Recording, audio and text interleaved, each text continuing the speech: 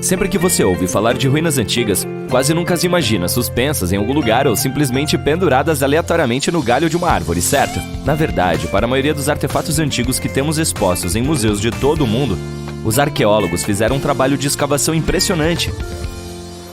Veja bem, os edifícios têm essa maneira engraçada de desaparecer com o tempo se não forem devidamente cuidados. Às vezes, precisamos reutilizar alguns materiais, portanto uma construção mais antiga pode ser sacrificada no processo. Outras vezes, as casas são abandonadas e uma vez expostas aos elementos da superfície, como chuva ou luz solar, não tem chance. Algumas simplesmente desmoronam devido à boa e velha erosão. Portanto, a única maneira de uma peça arquitetônica sobreviver ao teste do tempo é se, de alguma forma, ela tiver sido enterrada profundamente. Agora, como essas coisas acabaram enterradas em primeiro lugar? Bem, é uma verdadeira comédia de erros. As cidades antigas tinham o hábito de elevar gradualmente o nível do solo, como uma criança adicionando coberturas ao seu sundae.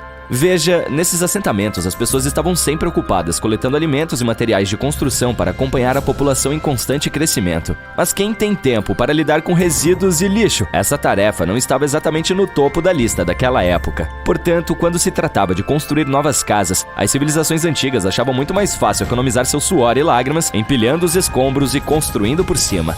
Mas isso não é tudo. Ocasionalmente, os rios também inundavam e depositavam uma camada de sedimentos no chão das cidades, encapsulando ainda mais essas construções antigas. E nessas regiões secas, como o deserto, onde o vento gosta de exibir seus movimentos de dança com areia e poeira, você pode apostar que era uma luta constante manter os estabelecimentos limpos. Um exemplo hilário é a Esfinge, que tinha sua cabeça enterrada na areia até que um grupo de arqueólogos atirou em 1817. Algumas cidades antigas acabaram sendo encobertas por terem sido completamente abandonadas. Com menos atividade humana para controlar sua expansão, as sementes das plantas não resistiram à oportunidade e brotaram por toda a parte. Então absorveram o dióxido de carbono do ar e cresceram, acrescentando mais e mais volume ao solo. Essas raízes atrevidas decidiram até mesmo estabilizar o solo feito de matéria vegetal em decomposição, criando camadas e mais camadas. É como se fosse o maior projeto de bricolagem que a Mãe Natureza embarcou, com as plantas como suas leais ajudantes. O ato de escavar os segredos de civilizações antigas não se trata apenas de desenterrar um mundo perdido. É também uma busca épica para revelar os tesouros ocultos sob as camadas da história. Mas em primeiro lugar, como os arqueólogos sabem onde cavar? Se tudo está coberto por camadas e mais camadas de sedimentos, detritos e raízes de plantas, esses especialistas devem ter algum tipo de sistema no qual se baseiam antes de embarcar em um novo projeto, certo? Para começar, nem sempre são eles que sugerem uma escavação em um determinado local. Vou explicar. Digamos que você seja um empreiteiro e queira construir um novo e sofisticado complexo de apartamentos em sua cidade. No entanto, algumas legislações locais têm certas exigências para que o projeto possa ser iniciado. Por exemplo, antes que alguém comece a construir em um terreno, talvez seja necessário levar especialistas para verificar o solo. Podem ser arqueólogos, geólogos ou paleontólogos, que precisam ficar de olho nas coisas durante o desenvolvimento. Se forem descobertos artefatos ou ecofatos, palavra sofisticada para remanescentes orgânicos, esses especialistas entram em ação para escavá-los e estudá-los. Mas e quanto aos locais que não têm nada a ver com escavadeiras e chapéus amarelos?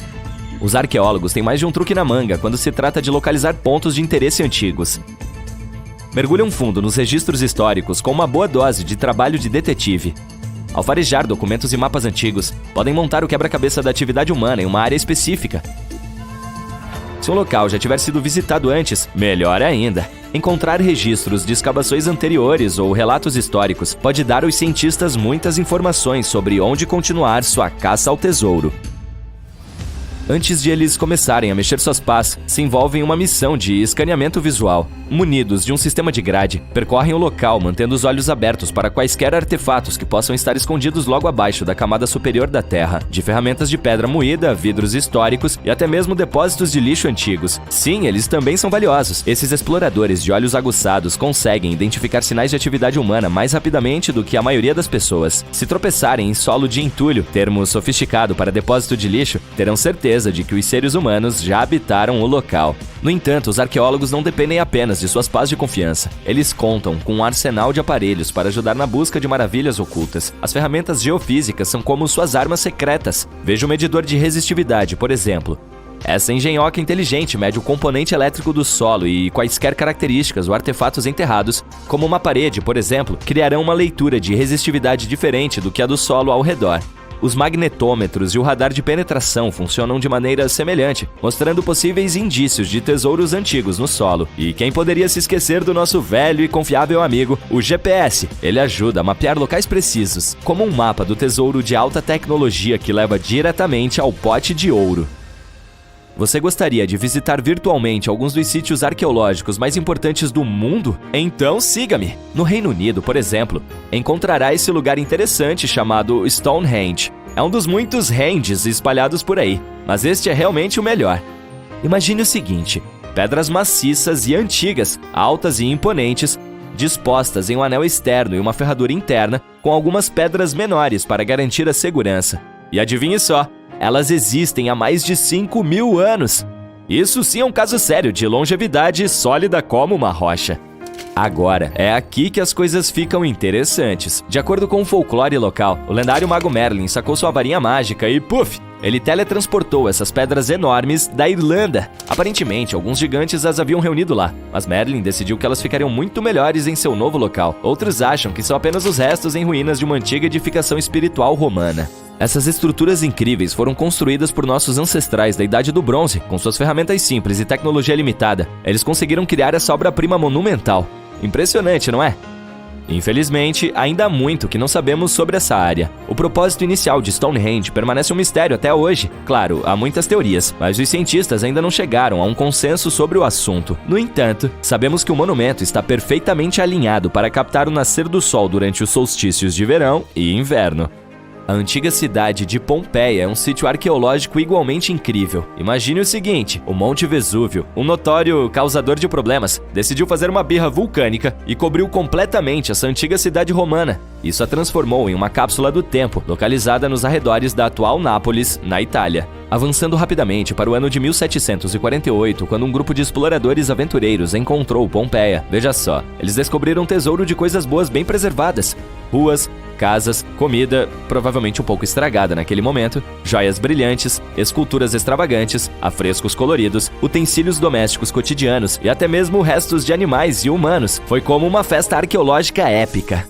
Ao que parece, Pompeia tinha de tudo: casas e vilas elegantes, uma enorme arena com 20.000 lugares, pequenas lojas de artesanato, locais de encontro como tavernas, e não vamos nos esquecer dos locais mais picantes como as luxuosas casas de banho. Há ainda o Santuário de Apolo, onde as pessoas costumavam se reunir para sua dose diária de adoração. E, é claro, o movimentado coração da cidade, o Fórum, onde todas as pessoas descoladas costumavam se encontrar. E adivinhe só, Pompeia é tão legal que entrou para a lista do Patrimônio Mundial da Unesco em 1997. E isso é como o Hall da Fama definitivo para a grandiosidade histórica. Ela também inclui muitos outros edifícios e locais famosos, como o Taj Mahal na Índia e a Acrópole de Atenas, na Grécia.